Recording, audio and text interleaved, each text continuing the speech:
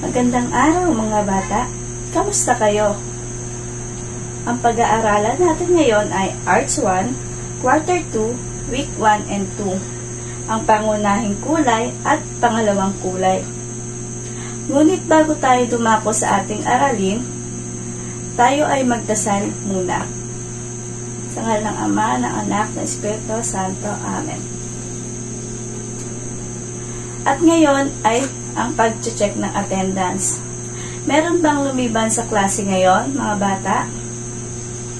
Mahusay. Ngunit bago tayo tumungo sa ating paksa, ay mayroong ihinandang video si Ma'am at ito ay ating pakinggang mabuti. So, ayan mga bata, nag-enjoy ba kayo sa ating mga kinanta? Siguro naman ay nagkaroon kayo ng ideya sa ating tatalakayin ngayon. Handa na bang makinig kayong lahat mga bata? Simulan na natin.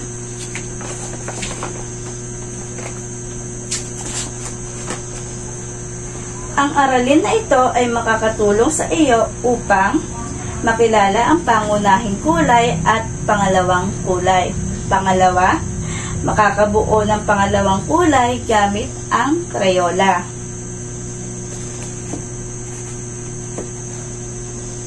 Ngayon, mga bata, ano ang tawag sa inyong nakikita? Tama, Crayola. Magbigay nga ng halimbawa ng mga kulay ng ito. Tama, ang mga kulay na nakikita nyo ay berde, dilaw, kahel, pula, asul, at lila.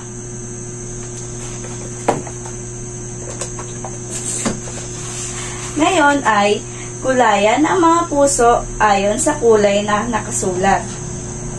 Ano ang nakasulat dito? Tama, asul, lila, berde, dilaw, pula. Ngayon ay kukulayan natin sila gamit ang mga Crayola. Ngayon ay magtungo na tayo sa ating paksa. Ang mga kulay ay nagpapaganda sa ating kapaligiran. Ang pula, asul at dilaw ay ang mga pangunahing kulay. Ang kahel, luntian at lila ay pangalawang kulay. Ang itim at puti ay neutral na kulay. Ito ay ang mga kulay na natural. Paano ba nakakabuo ng pangalawang kulay? Nabubuo ang pangalawang kulay kapag pinagsasama ang pinaghalo na dalawang magkasing kulay. Halimbawa nito ay ito. Kapag pinaghalo natin ang pula at dilaw, ito ay magiging kahel. Pag pinaghalo naman natin ang dilaw at bughaw, ito ay magiging luntian. Pag pinaghalo naman natin ang pula at bughaw, ito ay magiging lila. Ito ang tinatawag na pangunahing kulay at ito ang pangalawang kulay. Ngayon ay magtungo na tayo sa ating aktibidad. Ang mga bagay sa mundo ay makukulay. Maraming kulay ang makikita. Basahin at kulayan. Pula na gumamela, dilaw na saging, asul na ulap, kahel na karot, at luntian na dahon. Ngayon ay kukulayan natin sila ayon sa nakasulat. At ngayon ay magtungo tayo sa isa naman. Kulayan ng pula ang mga pangunahing kulay at kulay kahel naman kapag pangalawang kulay. Ang pangunahing kulay natin ay pula, asul, at dilaw. Kukulayan natin siya ng kulay pula kapag ito ay pangunahing kulay. Saan naaayon ang pula? Mahusay mga bata sa pangunahing kulay.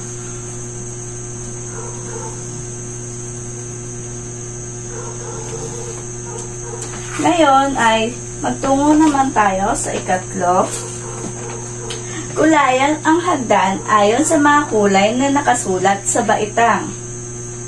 Sa unang hagdan, sa unang palapag ay kulay lila. Sa pangalawa, indigo, bughaw, luntian, dilaw, narangha, at pula. Ngayon ay magtungo na tayo sa pang-apat na aktibidad. Kulayan ang mga tatsulok gamit ang mga pangunahing pangalawang kulay na nabuo. Ngayon, magkukulay tayo ng mga tatsulok gamit ang mga pangalawang kulay na nabuo. Tandaan mga bata, ang pangunahing kulay natin ay pula, dilaw, at asul. At ang pangalawang kulay naman natin ay luntian, lila, at kahel. At pula, ito ay magiging kulay lila.